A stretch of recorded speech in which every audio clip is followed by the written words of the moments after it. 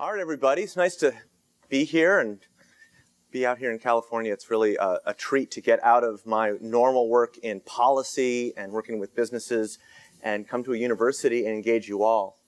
You guys ready to roll up your sleeves? Yeah? Okay. That's what we're going to do. You're going to roll up your sleeves. The professors and speakers this morning laid out a huge challenge, right?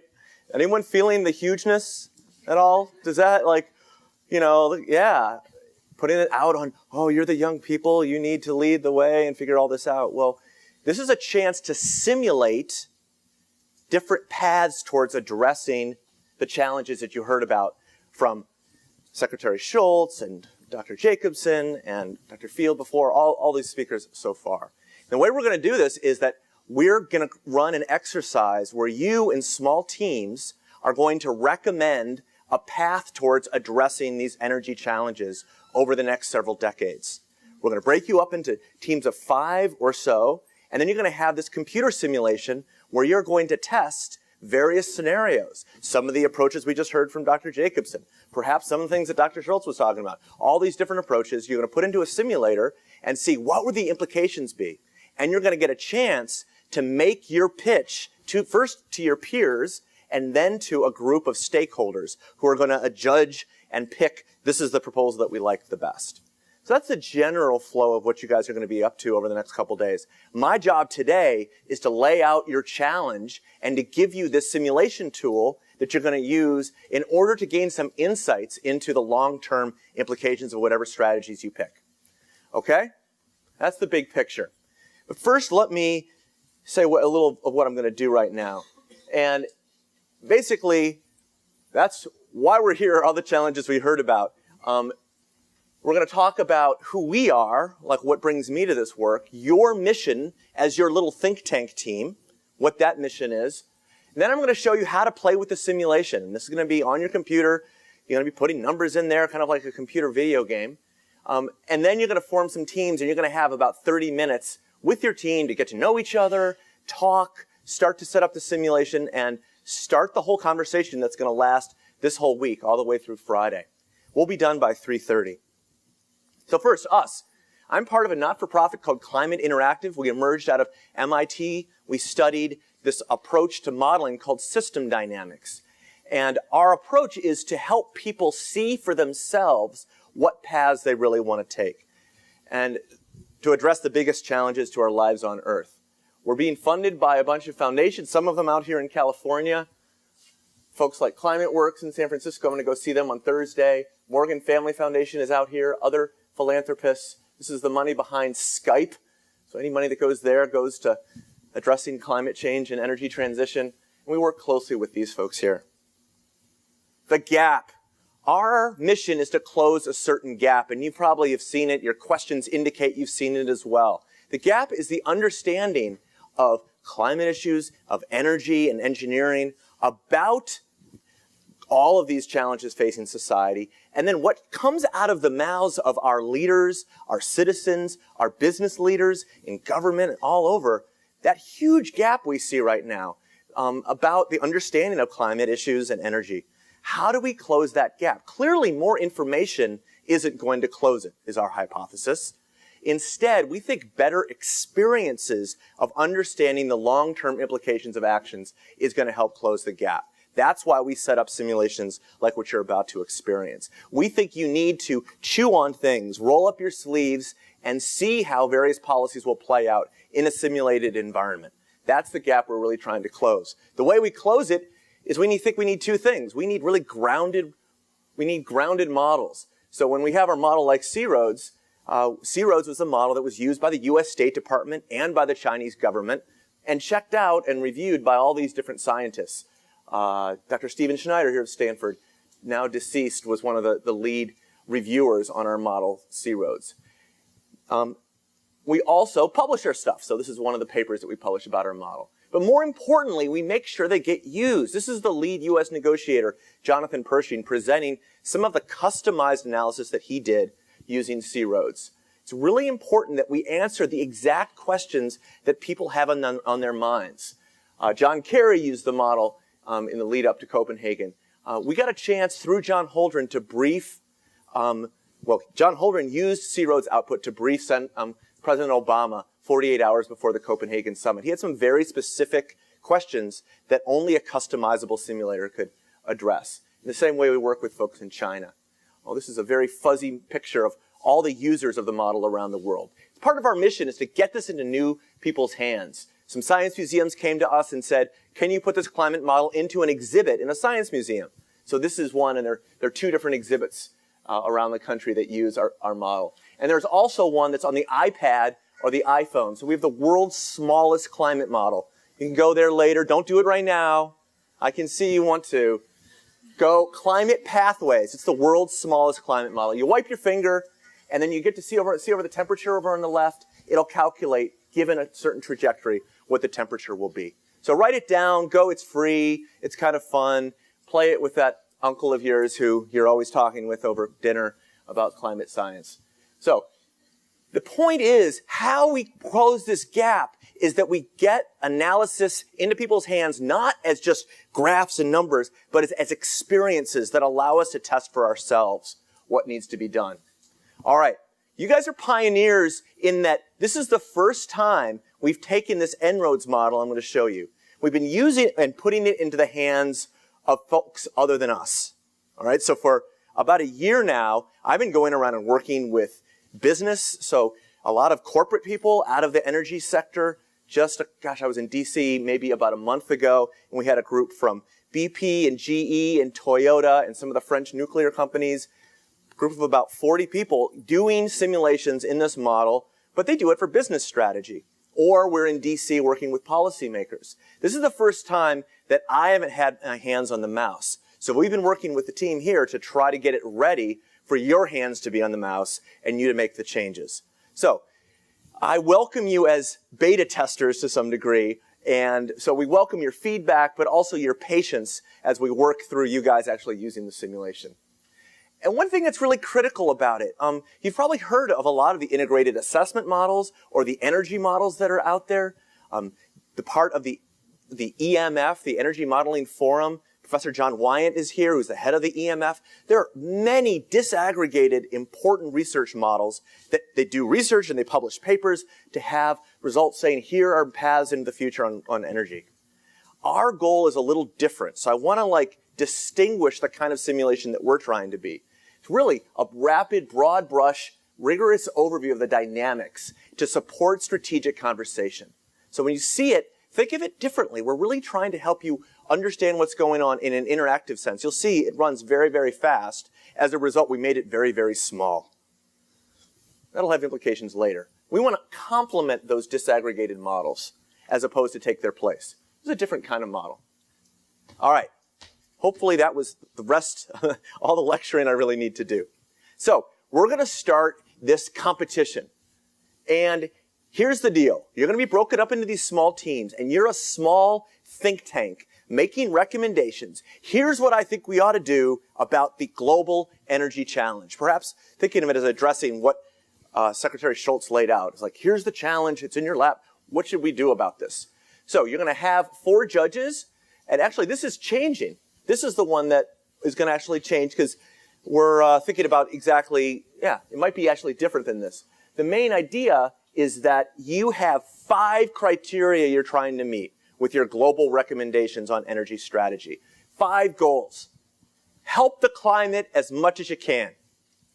Don't trash the economy in the process. All right? 3, fair for the poor and the rich. 4, minimize the non-climate related environmental effects. We just heard Professor Jacobson talking about a lot of those. And then 5th, it could happen if human civilization, if we're all at our best. Okay? It's a little aspirational here. We're not saying, oh, it's likely. This doesn't say likely. Okay? So when you're in a group and someone says, that'll never happen. No. It's not like, will this ever happen? Is it likely? But is it viable if we're at our best?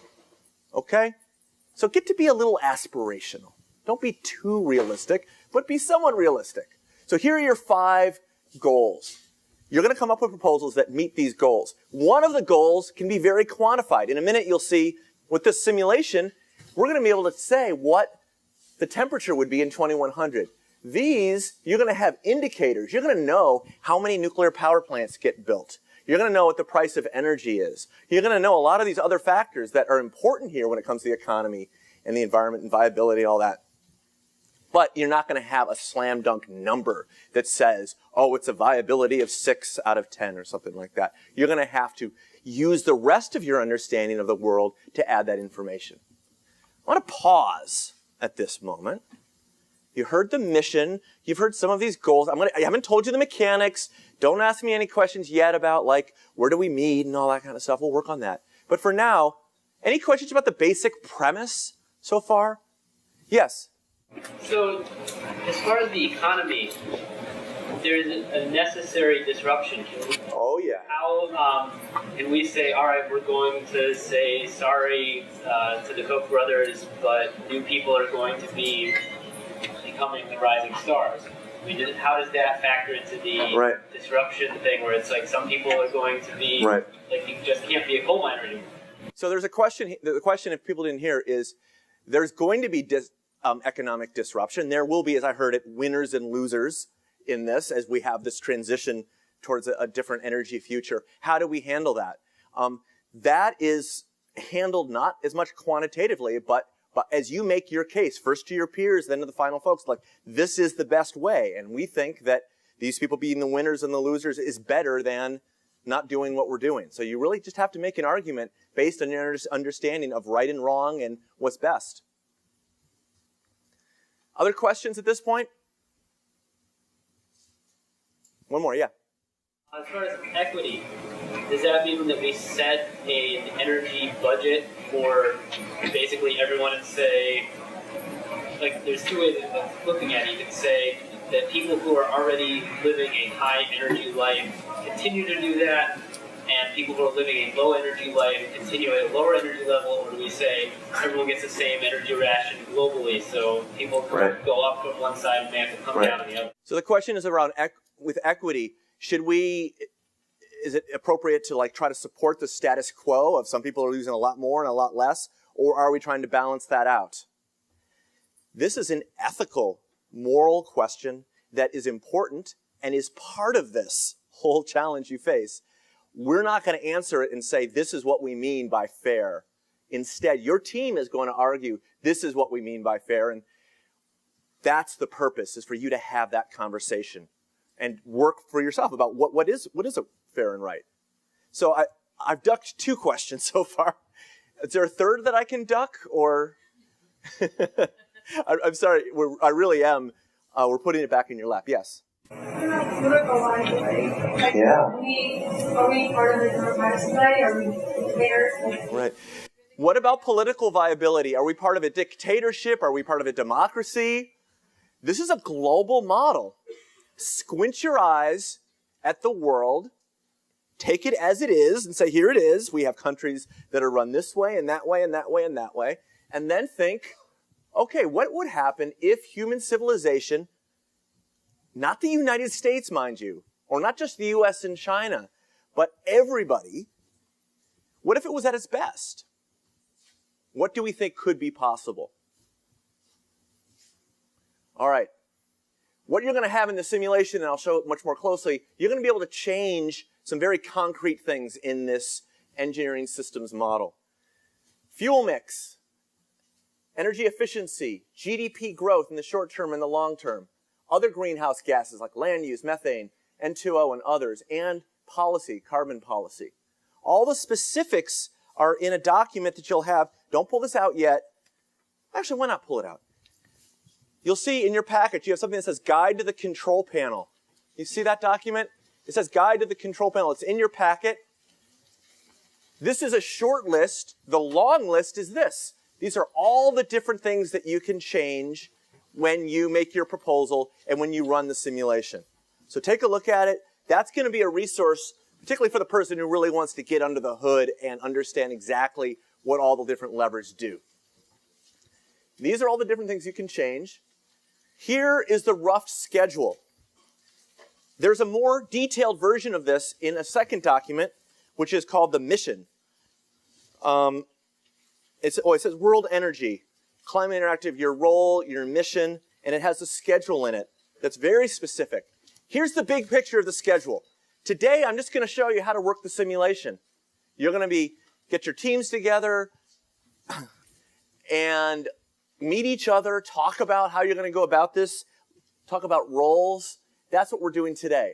Tomorrow, you're going to have a big chunk of time, 11 to 1, I believe, where you're going to sit with your team, maybe up there in the sun under one of the umbrellas, and you're actually going to be running simulations. You're going to say, hey, let's try more nuclear. Let's try a carbon tax. Let's try this or that or this or that. And you're going to be doing simulations, coming up with different scenarios. There'll be a team of me and others who will be here to help you if you get confused about what's going on. That's your big working time. Then on Wednesday, between that time and Wednesday, you'll prepare a single PowerPoint slide. And I'm going to show you later about what the format should be. But it is going to be the full audio-visual presentation that you have. One slide. You're going to present it to a group of peers. So there'll be a group of other think tanks, and you'll vote on each other, and you'll decide which is the best of all of our little group. And then on Friday, you're going to present to the judges. And then you'll present to them, and they will evaluate your presentations, and then someone will be chosen as the winner. Of the finalists from Wednesday. Do you understand? This is a semifinals. Everybody gets culled down to 6-ish? 4. This will be culling down to 4 on Wednesday. The 4 finalists will present to the judges, and then they will pick their favorite. All right? So we got a little element of competition here, but I hope at the core of it is an element of discovery and interactive learning, where you get to talk with each other, have some of the difficult moral questions that the gentleman in the back was bringing up, but also get to play with a fun tool. Okay, I'm now going to start showing you about the simulation. Any last questions? Actually, there was a moment in here when I was going to point to Sunny. Sunny, was there anything? Yeah, you were going to add. Was there anything you need to add about the mechanics of how this week was going to run at this point, or? Not the mechanics, but I do have a printout for the judges' statements that I will give to each team, so you have an idea of what they're looking for. Great. Any other questions? Knowing that you will learn more about how exactly where your presentation is going to be in the slide and all that kind of stuff. Okay, we're going to shift gears.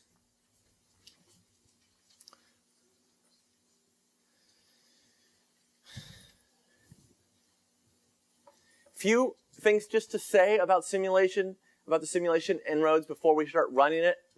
Underneath what you'll see in the interface is a high-order nonlinear differential equation model about the mechanics and the dynamics of the long-term energy transition. And in it, things take time. We heard Professor Jacobson talking about commercialization delays and permitting delays. That all exists here. There are non-electrified end uses that can be electrified. There are feedback loops where success builds success. The more renewable energy you have, the more learning you get, and the more costs come down, and the more that costs come down even more. Same with nuclear, same with coal and gas. There are also constraints. Rising costs and scarcity of materials put limits on the pace of growth. There are physical constraints. Coal, oil, and gas resources are limited. Space for photovoltaics are limited as well. And supply and demand are linked. Of course, energy demand changes if energy prices change. So there's some links there as well. Okay, I'm going to switch over and go to... All right. Let's see, Andrew, if I get it. Oh, I got it. I did get it. No, I didn't get it on my screen. Can I move this over there to this guy? You wanted the model? I think I wanted to just mirror. Drag it. Oh, yeah. If you do a mirror, that should work. Could you mirror me? Talk amongst yourselves. Oh, actually, here's a question. Go ahead. So I have this conceptual issue in my mind which just keeps coming up. So it looks like you want us to act as if there was one model which everybody agrees with, right? but it looks like an important part of the equation nowadays is that there is no single model which everybody agrees with. Great. What a good question. So there's a conceptual, he said there's a conceptual question, which is that I'm asking you to act as if there is one model, whereas one thing we're learning in the experience outside of here and perhaps in this space as well is that there are many different models. So let me just ask a question. When you say models, do you mean mathematical models or model as in a vision of how to proceed? Especially for climate. It looks like if you read 5 papers, you get 5 different conclusions, right? And like one paper says it's going to increase, the other paper says it's going to decrease, and they they're all answering the same question. So how do we handle the fact that he has the perception that there are different climate models and so that have different conclusions, and I'm asking you to just work with one here. So basically, I think you're right. I'm asking you to work with one here for this exercise. And basically, you have to have the confidence that we've calibrated it to the IPCC models, the suite of models called AR4, and that it matches the IPCC. So one founding assumption of this is that they did this right and that what they're saying is basically sound. And that's just a leap of faith for this exercise. So we're asking you to play within that space for the next couple days. And particularly if you see it and you go, this doesn't make any sense to me, particularly the climate part, then say that and tell us as well. Because one thing about science is always growing and continuing to learn, and we would need to hear that. That said, the climate part of the model you're about to play with is particularly well tested, and we know matches at least the accepted IPCC models. So we have that level of confidence. The energy sector, where there's a lot more kind of variability of how the energy economics works, that's a little more challenging. So I say that's where more of the variability could actually exist. So there is a leap of faith. How are we doing? Bring back up your simulation. I think Oh, great. I had to exit out to bring up All the right. viewing options, so Okay, so here we go. there we go. All right, so here's the interface to the simulation. And I'm going to show you just around the software so you get a chance to see how are we going to make sense both of this world of energy that I'm setting up, but also the software. The basic way this is set up is there's an input on the left. In this case, this is the fuel mix for the global fuel mix. And over on the right is the resulting temperature change or carbon emissions, which is one of the outputs that you're really interested in. To get a feel for the overall story, here's what's going on in the model.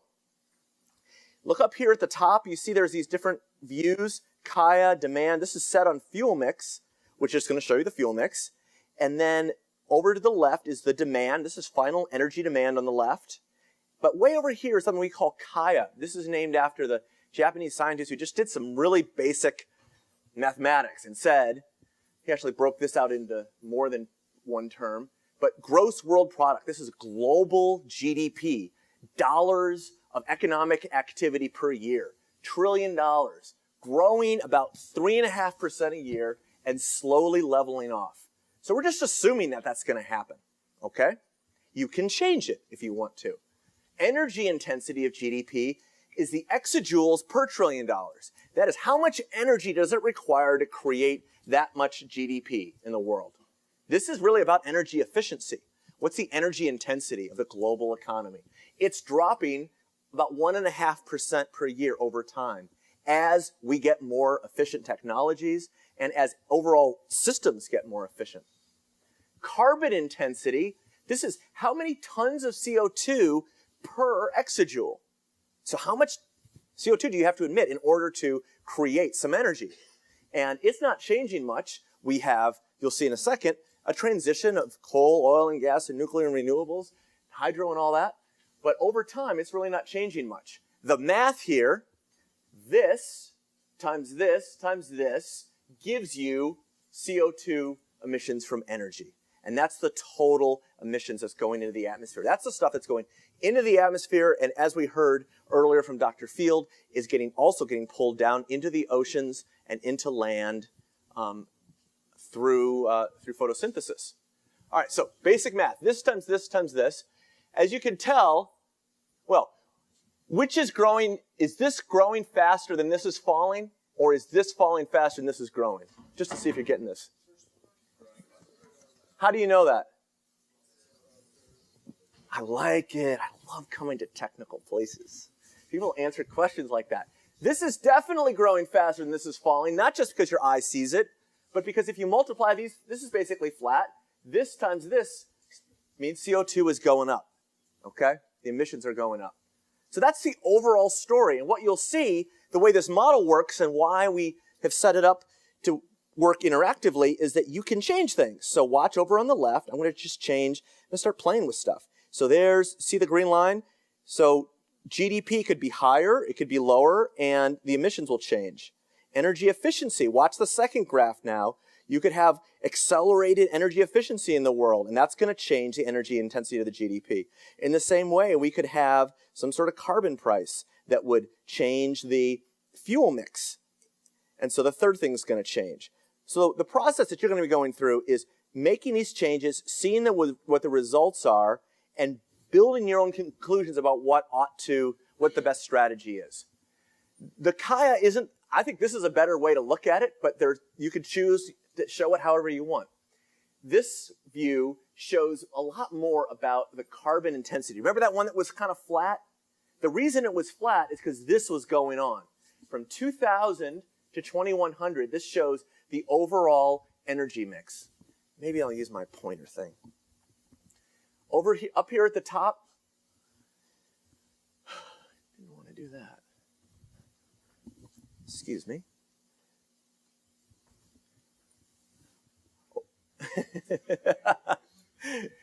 Okay, maybe I'll just use my hand. The red line for oil, we see oil is growing and growing. What do you think is happening out here in the 2050s and the 2060s? Someone said something out there? Depletion. It's starting to, there's less oil.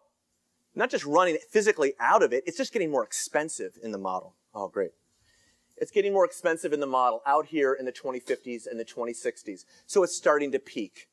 So we have hydrocarbons get more expensive out in the 2050s and 2060s. Black line is coal. The energy we produce from coal is just going up and up and up. We don't have any depletion in this simulation because we're assuming there's so much out there. We can change that. There's actually a place you can go and say, well, what's a world with less coal? And we actually have some depletion later in the century.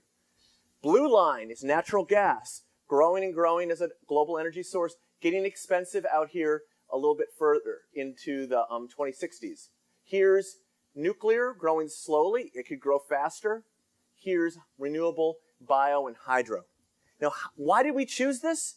The reason we chose this was what we did was we actually drew upon some work here at Stanford, the Energy Modeling Forum. Dr. Wyant pulls this group together, and what they do, which is really great for people like me, is that they publish all of their results and all the different scenarios. So what we chose to do was we pulled in the model runs from the EMF models, and these are some of the models that are shown here. Here are the graphs. See, all those lines are other modelers' models. The pink line is En-ROADS, and we said let's be kind of in the middle of the road.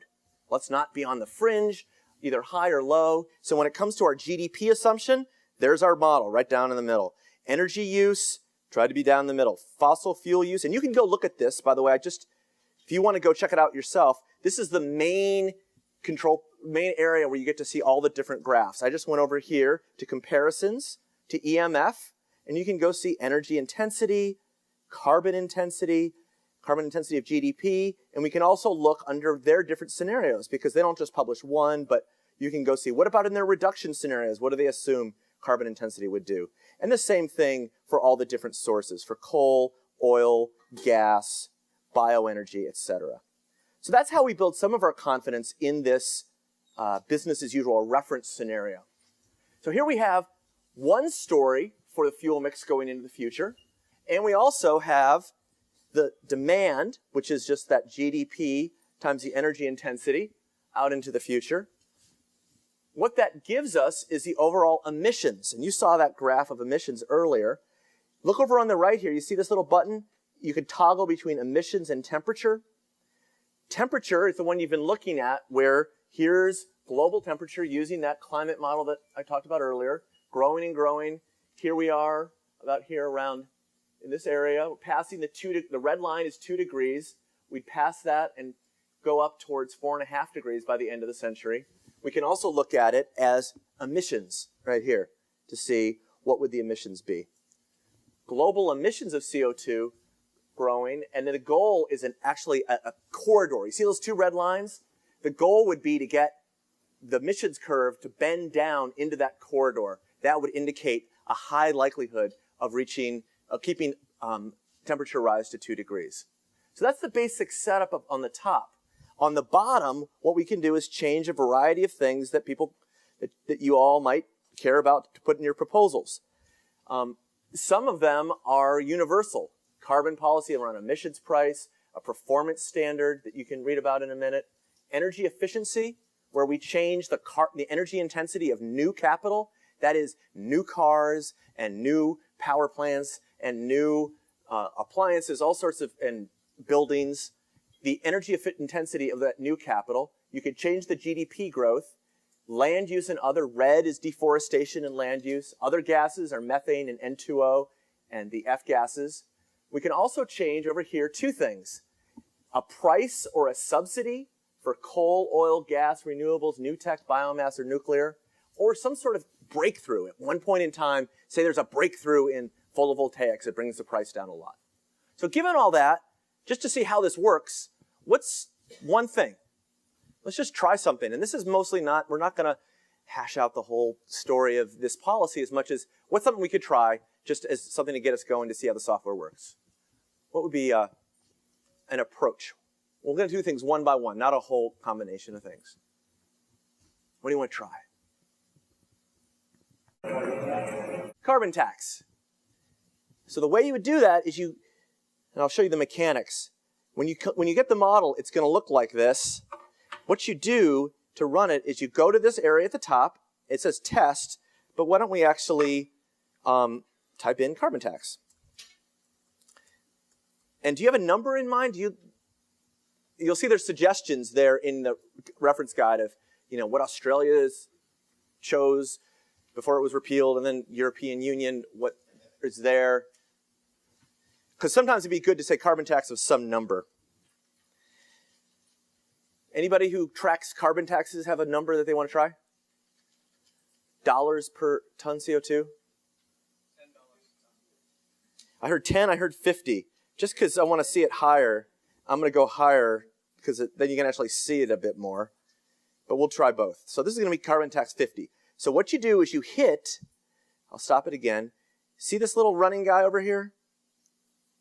There's this little dude who's running. He's got lines behind him. When you hit it in that mode, what happens is the model is going to, anytime you move a slider, the model runs very, very fast. So you get to see immediately what the implications are. So you hit that little dude, and then you go down here to the slider, carbon policy, emissions price, and then it's a good way to learn is before you hit it, think in your head. This is not a pinball machine. Don't use it as such. Think, what would a carbon price of $50 a ton? What's my mental model of what that would bring us? And talk to the people on your team. Think about, and particularly this over here, with your temperature change. Is that going to close half the gap? A third of the gap? A tenth of the gap? The whole gap? How much do you think? That's the way you learn from simulations in this kind of mode, is you mentally simulate your mental model. You've got a model between your ears you're using. Run it before you run this, and you're going to get something out of this experience. So, what's coming to mind for you? How much of the gap do you think a carbon tax of $50? And play it out. Like, let's think. Gosh, it would mean that we would have, the coal, oil, and gas would be somewhat more expensive because that's more carbon intensive. Renewable energy would be a little bit cheaper. Energy would be a little more expensive, so that probably would change energy use. Think for yourself. I'm not going to make you call it out right now, right? But think about it. So here we go. And then you get to watch the sensitivity to emissions price. So what I'm going to do is grab it and if you're running this yourself, I find it really helpful to wiggle it. It's just move it up and down and see how much does it actually change. So someone tell me, what do you see changing? Like what color lines? Someone call out, what color lines are moving? The black. Black is going down. Why is that? That's coal. And it's going down the most because the carbon intensity of coal is the highest of them. What else is moving? We have oil, and red is coming down as we move it up to 50. What else is moving? The green is going up. The purple or the pink is going up. What are the purple and the green? Or the pink and the green? Yeah, so this is some of the promise when it comes to nuclear and to renewable energy of a carbon tax. It's making it more valuable to invest in those. So we're getting investment. It's taking some time, though. Most of the changes you're seeing are out here. So there are these long delays. Why are there delays? Why does it take that long to actually see an effect on the fuel mix? Because plants have long lifetimes. Exactly. So it's not like just because nuclear and renewables are cheap one day, suddenly, whoop, there go, the high fossil fuel intensive fuels and in come the low fossil fuel intensive.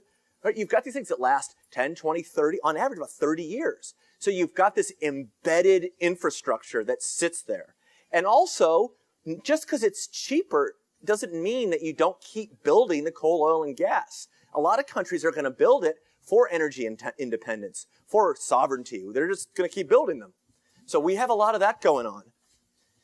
So let's see. Here we are, and I landed at 51. I'm going to click over on the right side of that little arrow, and this is where you can actually get very exact, because you didn't say 51. You said 50. Here's 50. Let's put 50 in there, and that'll change just a little bit. So there's your $50, and how much did it change? Temperature changed about half a degree by 2100. That's good. This is a better, somewhat cooler world. Why is it cooler? It's cooler because emissions went down. And they went down pretty significantly. Look at that. All that we cut out with emissions were doing that. They went down, and so they've just about leveled. And if you want to go see if you like concentration as a better way to look at it, you climate folks, you can go look here and see.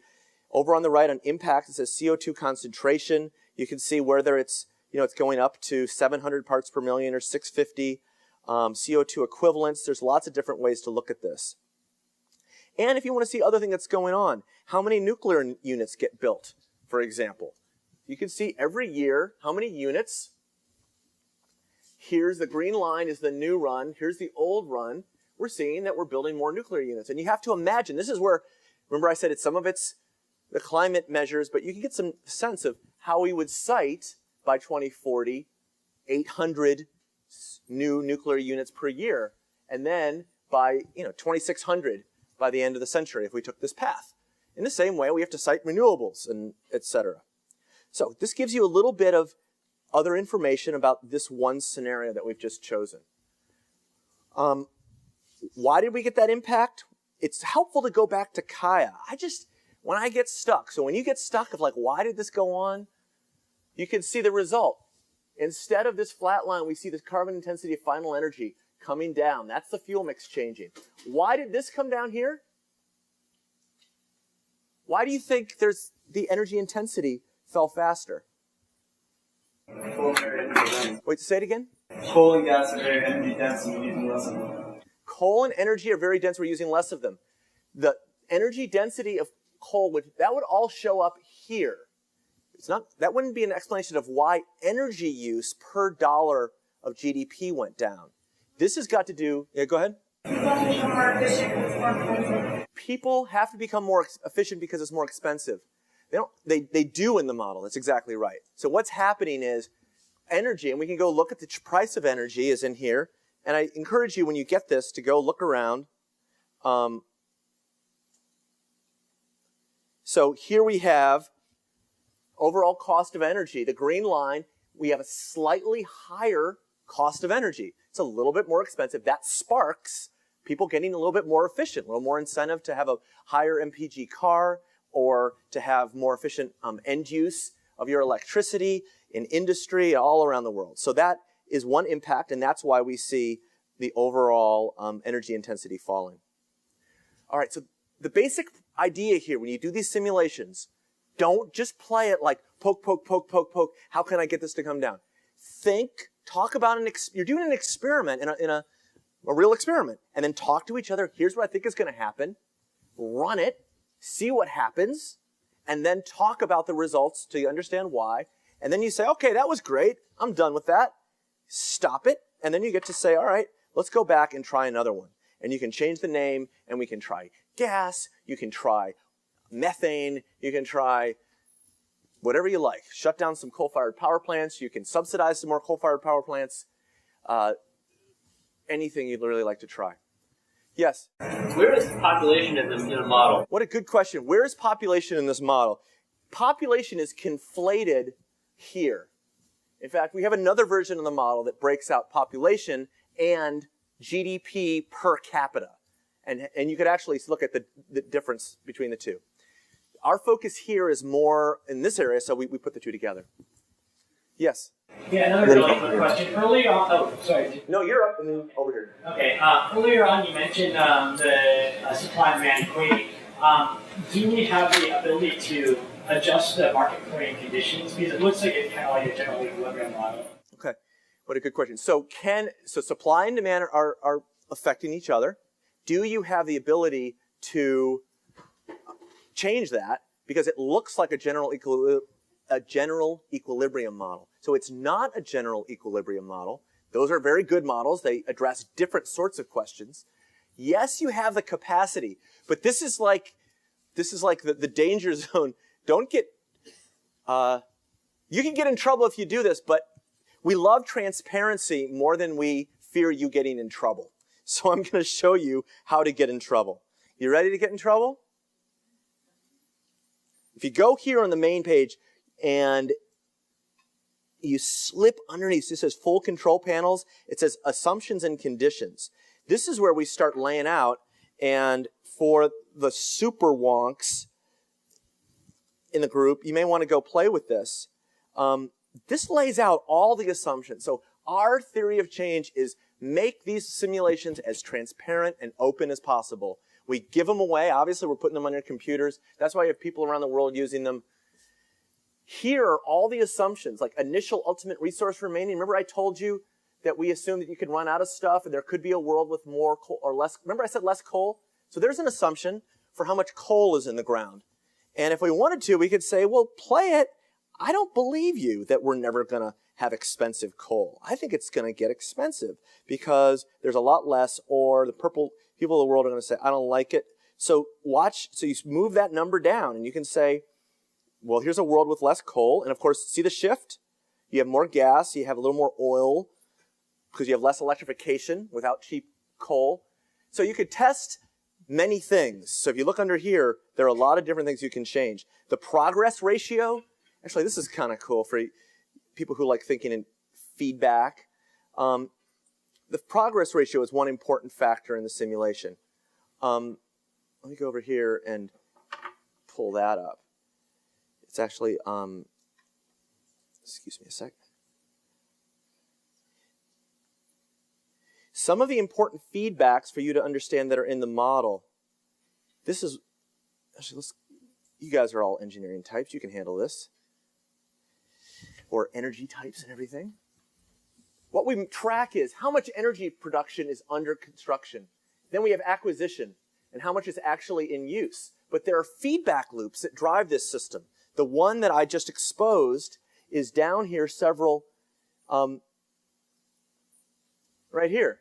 The more we have in use, the more cumulative production, the more progress down the learning curve. Like this is like the 10th, the difference between the 50th paper you wrote and the second paper that you ever wrote in your undergraduate, right? The second time you write, you're like, oh my gosh, this is so hard. You learn through your cumulative experience. So you get better and better. So your cost, or the time to write your paper, in this case, the cost of the energy drops, the attractiveness goes up, you order more. This is a reinforcing positive feedback loop that's built mathematically into the model. In the same way, the more you have in use, the more complementary infrastructure. With renewable energy, it's the ability of your grid to handle renewable energy. It's the number of solar engineers that are out there. It's the supply lines. It's the policies that are out there. This is built in, and it's governed by what we call the progress ratio. Energy economists understand with every doubling of capacity, how much does your cost drop? For renewable energy, they think it's about 20%. So the progress ratio is 0.8. You multiply 0.8 by the overall cost, and that's how much it drops, 20%. If you think that's crazy and they've overestimated it, you can go and change that. In the same way, one of the other important loops, I just showed you this one. The more you use, the more cumulative production, the less resources remaining, and that is increasing the source cost. That's another feedback loop. So when possible, if you're trying to figure out what's going on in this model, look, and we'll share all these diagrams with you. What is the structure that's underneath it that's really driving it over time? But you are asking more about the strength of, about the model itself and what was underneath the assumptions for demand. In the same way, so I'm finally getting back to your answer, the guy who asked this one. In the same way, if you go to this energy economy area, economy-wide, you can see these are the sensitivities of those various effects. So like when energy prices go up, how much does demand change? You can change them if you really want to, but this is, again, the danger zone because they're very sensitive and we've got them calibrated the way we really want them. If you really want to dig in, probably stay away from them, but know that they're there. And then when you go home and you really want to get into this and do your thesis on some tests of it, go dig into that because you'll need to. Other questions? I've got 10 more minutes to get you oriented to the simulation. Maybe I should do a few more tests and show you around the software a bit, and then you're going to meet with your teams. Oh yeah, you've been so patient, my friend. Go ahead. I have a similar question that when you increase the price of energy in the model calculated by putting carbon tax on, now how does that affect the economic activity, and is that being calibrated already in the model? Right. So when the price of energy changes, then demand changes. It's called the rebound effect, and people debate whether it's strong or whether it's weak, how much it changes and all that. Instead of saying we know exactly what it is, we choose what we think from the literature seems wise, and then we let you change it. And it's this factor right here. It says price sensitivity of demand. And if you want to try a scenario where it's stronger or it's weaker, you can change it there. The key feedbacks that we're researching now and we really want to add, do you notice anything crazy about what is, here I'll create another, what is wacky about, actually, this world right here with this graph. What's funky about this graph? Here we have two different scenarios. That doesn't change. Right, what is the feedback of energy prices and of temperature and all the impacts that we were hearing Professor Field lay out on this? We have them built mathematically in the model, but we haven't yet built the confidence in how strong those feedbacks ought to be. Someone tell me, why would this be affected by what's going on down here? What is the feedback loop? Somebody who hasn't answered something yet. What is a story about how this feeds back over here? Changes input prices. Say it again? Changes prices of inputs. I mean, if you issue a carbon tax that increases the input and increases steel. Right. Which could change your GDP. How fast do this economy actually grow? What about impacts from temperature? Actually, yeah, someone else who hasn't answered one of these questions yet. What's the feedback loop that goes here from emissions to temperature all the way around to gross world product? Yeah. Society can start collapsing. Society could start, exactly. Economies don't grow because we're spending a lot of money dealing with, this summer, $30 billion for the Midwestern drought in agriculture. What was Katrina? Was $174 billion. U.S. is spending $700 billion a year on military. Those are things that, partly from energy effective things. Wildfires was $150 million in the West just in Colorado.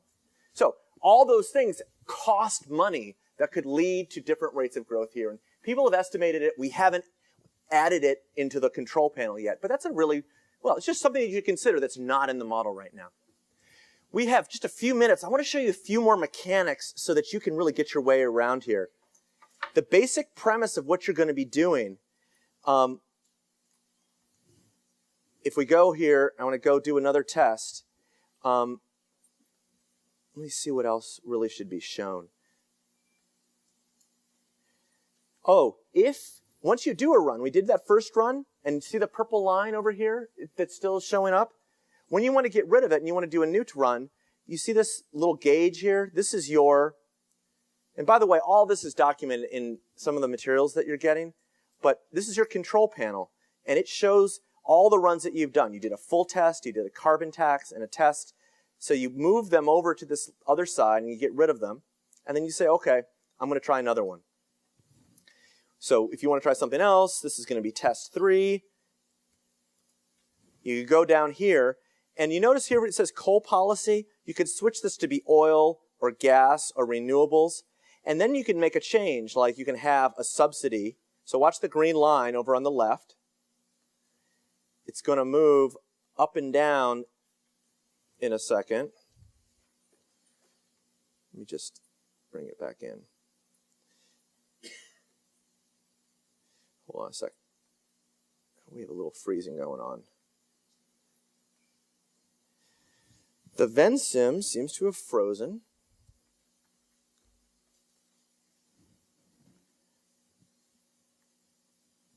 It froze.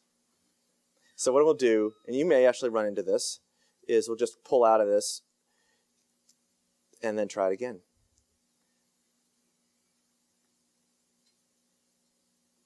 So I'm going to go down, and when in doubt, go and open it again.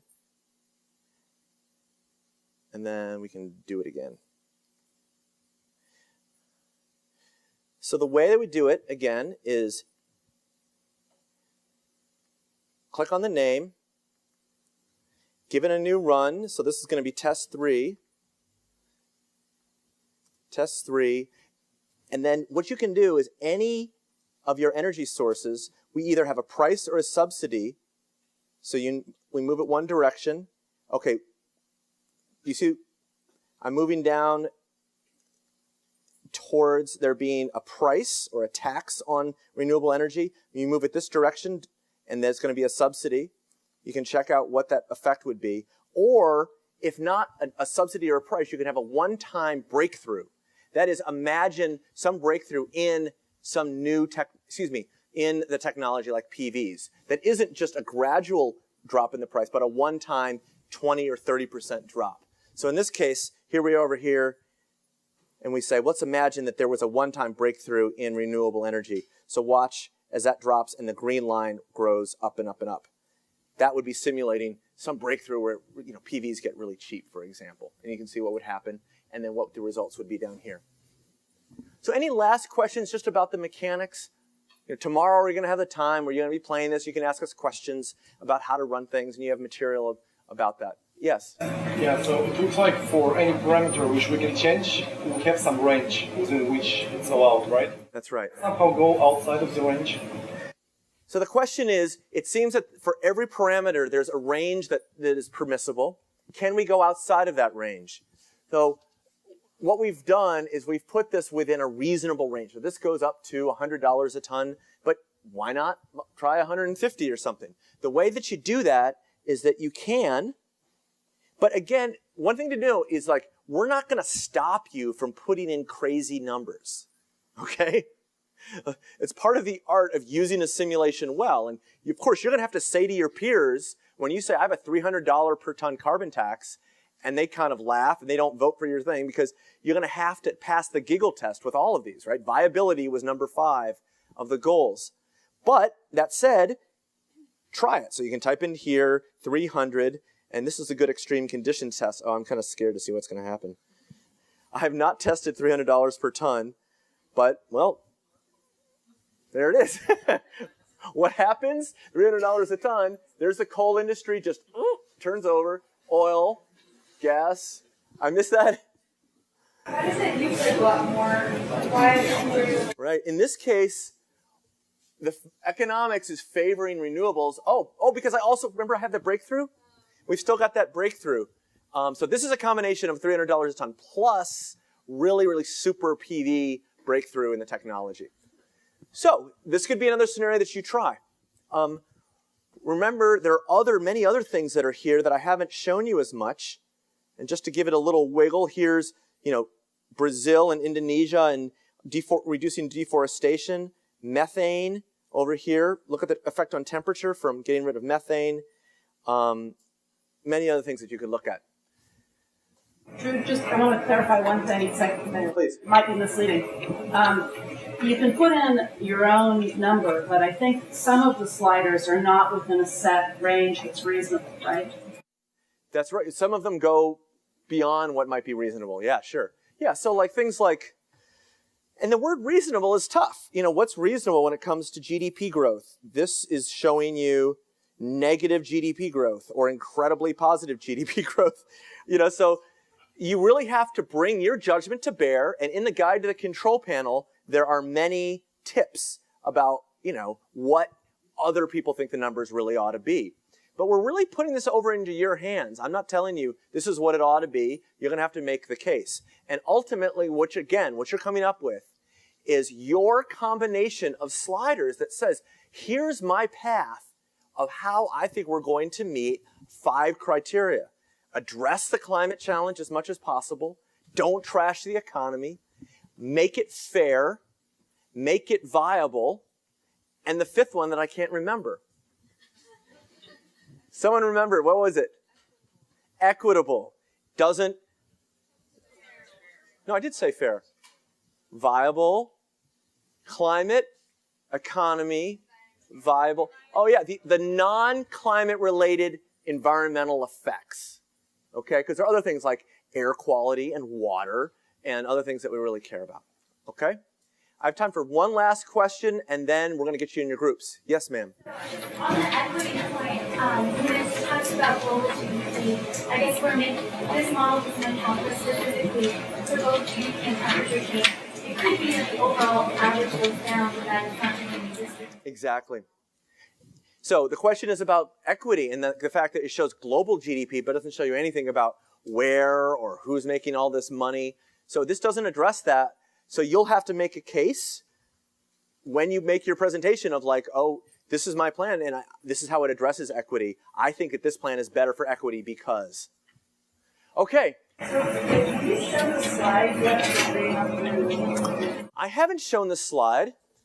Do you think that would be helpful at this point? Sure. So the way that you're going to present your final results is that you're going to make a slide. And the slide is going to look something like, let me see where it's up here somewhere. It's going to look something like this. This is an example that I made, which is just kind of like an example. It's going to have 5 features. The first feature is going to have some adorable and cute name. I said Team Pacific, you're much more creative than I am. So have your team name, then it's going to have a pithy little name of what your strategy is. And this one was basically nukes, tax, and GDP. That's what this group was going to say. But yours could be whatever you want it to be. Renewables and methane. So some pithy name, and then your listed recommendations, which the specific settings. So this has an emissions price of $1.87. It's very low, starting in 2080. Nuclear subsidy, other gases 0.4, GDP growth short term, boosted up to 5% a year, renewables in red. So these aren't realistic, but you get the basic idea. This is my plan. And then over on the right, you get to choose one graph that you think is indicative of your plan. There are like 200 graphs that you could choose from here. Pick one that is going to represent you. Now, mind you, and also you get to put in the 2100 temperature increase of what that result was. And you'll see that there's a way that it's very easy to get that number. There's going to be a lot to your proposal that's not going to show up on this graph. You're going to make a presentation. You're going to talk about how great it is in other features or the trade-offs that you made. But this is all the information you're going to get to present. To summarize, here's the template on this back here, which is your team name, your pithy version of your strategy, your recommendations, your graph, your temperature. Those are the 5 things. So the real basics, just get those 5 things in there, and then the rest of it will be up to you to be convincing as you make your presentation.